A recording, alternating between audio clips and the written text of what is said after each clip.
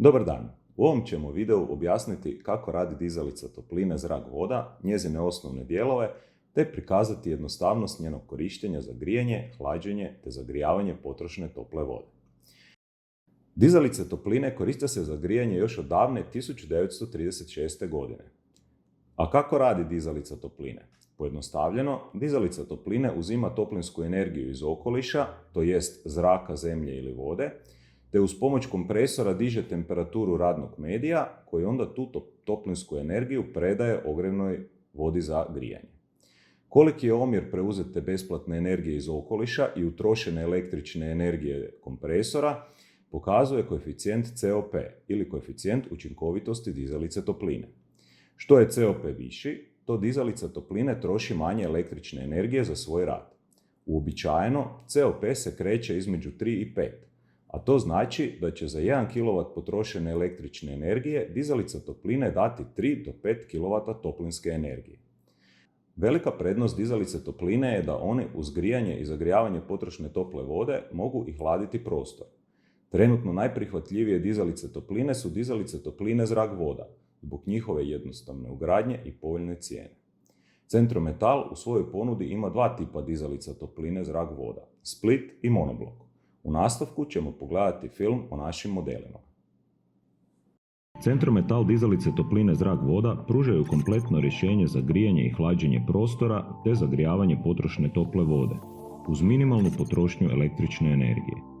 Centrometal u svojoj ponudi ima dizalice topline nazivnih kapaciteta 4 do 16 kW sa R32 i R410A radnim medijem. Svi glavni dijelovi dizalica topline su od svjetski vodećih proizvođača, što jamči visoku pouzdanost i dugotrajan rad. Dizalice topline imaju značajne prednosti, kao što su širok raspon rada obzirom na vanjske temperature te jednostavna ugradnja i upravljanje. Kod split modela nema potrebe za dodatnim punjenjem radnog medija kada je duljina cjevovoda između vanjske i unutarnje jedinice manja od 10 metara. Unutarnja jedinica ima ugrađenu visoko učinkovitu pumpu te kompaktan i učinkovit pločasti izmjenjivač. Dizalice topline mogu se jednostavno povezati i s drugim obnovljivim izvorima topline kao što su solarni, toplovodni i fotonaponski kolektori te sa kotlovima na biomasu ili ostalim izvorima topline za najhladnije dane. Monoblok modeli su vrlo kompaktnih dimenzija te imaju ugrađen hidraulički blok grijanja u vanjskoj jedinici.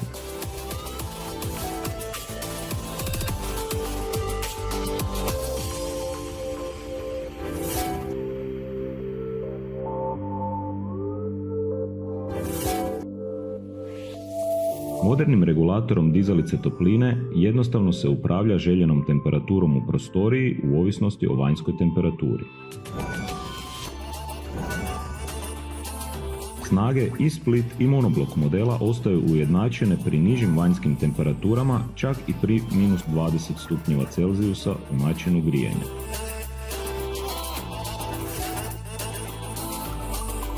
Dizalice topline Centrometal imaju ugrađenu naprednu digitalnu regulaciju sa ekranom u boji osjetljivim na dodir.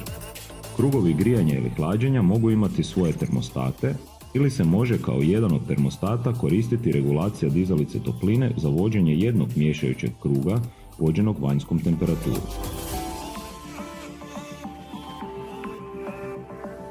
Kada se uključi tihi način rada, može se smanjiti buka u odnosu na buku u normalnom načinu rada od 15 do 20 dB. Centrometal dizalice topline osiguravaju komfor i jednostavnost korištenja kako u grijanju i hlađenju, tako i u pripremi potrošne tople vode. Centrometal dizalice topline zrak-voda. Kod odabira sustava grijanja i za novogradnju, ali i za zamjenu postojećeg grijanja, sve više ljudi uzima u obzir dizalice topline. Dizalice topline su kao izvor grijanja i pripreme potrošne tople vode najprikladnije u kućama i zgradama s niskotemperaturnim sustavima grijanja. Takve kuće imaju dobru toplinsku izolaciju i stolariju te neki od sustava površinskog grijanja, kao što su podno ili zidno grijanje ili pak niskotemperaturnih ogrjevnih tijela u što najčešće spadaju ventilokonvektori. Zašto su tako važne te niske temperature polaznog voda grijanja? Zato što dizalice topline najefikasnije rade sa niskim temperaturama. To jest, tada dizalice topline troše najmanje električne energije za svoj rad. Što je temperatura polaznog voda viša, potrošnja električne energije dizalice topline je veća, to jest COP dizalice je manji. Također, na efikasnost dizalica topline zrak-voda utječe i temperatura vanjskog zraka. Što je vanjska temperatura niža, efikasnost dizalice je manja. Pri vrlo niskim temperaturama u rad dizalice topline mora se uključiti i dodatni izvor energije poput dodatnog elektrogrijača ili kotla. Centrometal u svojoj ponudi ima dva tipa dizalice topline zrak-voda, split i monoblok. U monoblok dizalici topline zrak-voda nalazi se sve potrebno što vam treba za grijanje, hlađenje i pripremu potrošnje tople vode. Ovdje možemo vidjeti ventilator za zrak, pločasti izmjenjivač, kompresor, ventile, pumpu i svu elektroniku potrebnu za rad dizalice topline. Kod monoblok dizalice topline jedino što je potrebno je spojiti dvije cijevi sa ogrjevnom vodom koje spajamo na hidrauličku skretnicu ili mali akumulacijski spremnik koji se nalazi u kući. Prednost monoblok dizalice topline je vrlo jednostavna montaža, bez potrebe za radom s radnim medijem i bez potrebe za prostorom unutar kuće. Drugi tip dizalice topline zrak-voda je split. Ovdje je u vanjskoj jedinici smješten ventilator za zrak sa izmjenjivačem i kompresor, dok je u kući smještena unutarnja jedinica. Kod split jedinica dizalice topline mora se baratati sa radnim medijem, koji u ovom slučaju je R32 ili R410A. Kod split modela unutarnja jedinica u sebi ima pločasti izmjenjivač, pumpu te svu potrebnu elektroniku za rad dizalice topline. Prednost ove izvedbe je da se u spoju između unutarnje i vanjske jedinice nalazi radni medij, dok su cijevi s ogrjevnom vodom uvijek u kući te da se ne mogu smrznuti.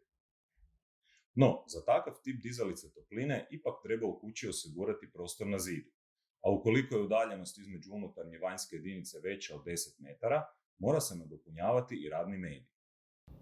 Kod naših dizalica topline naglasak smo stavili na njeno upravljanje i upravljanje krugovima grijanja i hlađenja. Upravljanje dizalicom vrši se preko panela s ekranom u boji osjetljivim na dodir, a svi osjetnici i pumpe vežu se na upravljačku jedinicu koja se obično smješta negdje na zid. Panel se može smjestiti bilo gdje u kući, a može se koristiti i kao termostat za jedan krug grijanja. Osnovni ekrani prikazuju rad same dizalice topline s trenutnim temperaturama, temperature u hidrauličkoj skretnici ili akumulacijskom spremniku, sobni termostat kod direktnog kruga grijanja ili trenutne i zadane temperature u miješajućem krugu podnog grijanja. Također možemo pogledati trenutne temperature u spremniku sanitarne vode te rad recirkulacijske pumpe spremnika sanitarne vode.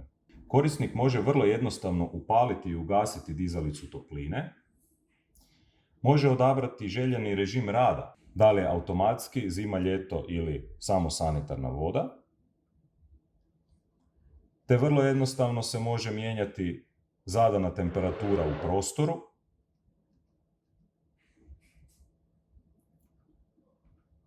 Te namještati uklopna vremena pojedinog kruga grijanja ili sanitarne vode. Kao dodatna oprema može se naručiti Wi-Fi modul za nadzor i upravljanje dizalicom topline preko internet portala, poput ovoga, te dodatni bežični termostat za upravljanje krugovima grijanja, poput ovoga. Toliko o dizalicama topline za sada. Ukoliko trebate više informacija, posjetite našu web stranicu ili nas nazovite. Do sljedećeg videa, lijep pozdrav!